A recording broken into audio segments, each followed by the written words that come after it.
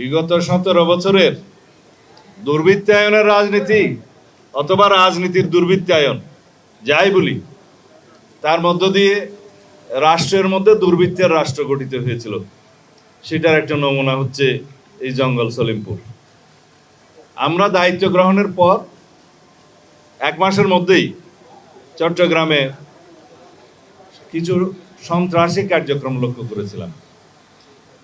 কিছু ব্যবসায়ীর বাসভবনে গিয়ে অত্যাধুনিক অস্ত্রসজ্জিত হয়ে গুলিগালাজ করার পরে, তাদেরকে হুমকি ধমকি দেওয়ার পরে চাঁদা আদায়ের জন্য আমরা বিষয়টা খুব গুরুত্ব সহকারে নেই।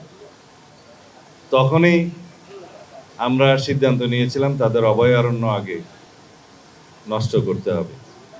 তার অংশ হিসেবে মার্চ মাসের 9 তারিখ মনে হয় আমরা এখানে একটা যৌথ অভিযান পরিচালনা করি। এখানে আমাদের পুলিশ, র্যাব, বিজিবি, সেনাবাহিনীর সমর্থন নিয়ে আমরা একটা ব্যাপক তল্লাশি অভিযান চালাই। কিছু অস্ত্র উদ্ধার হয়েছে এবং কিছু সন্ত্রাসী আটক হয়েছিল।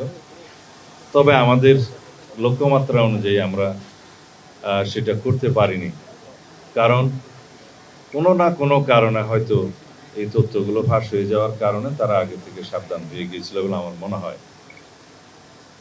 যাই হোক, এখানে যে সিসিটিভি ক্যামেরা বসিয়ে বিভিন্ন পাহারাদার বসিয়ে যেভাবে এলাকাগুলো তারা নিয়ন্ত্রণে রেখেছিল সেগুলো ভেঙে দেওয়া হয়েছে।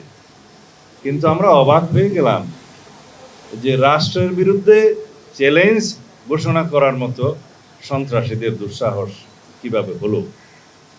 তারা এই রাস্তা কেটে ভেকু নিয়ে এসে, বুলডোজার নিয়ে এসে র্যাবের আন্ডার কনস্ট্রাকশন ক্যাম্প ভেঙে দেওয়ার সাহসটা থেকে পায়। তাদের সাথে কারা জড়িত, এই জায়গার জমি দখলের সাথে কারা জড়িত, এগুলো আমরা এখন ফাইন্ড আউট করেছি।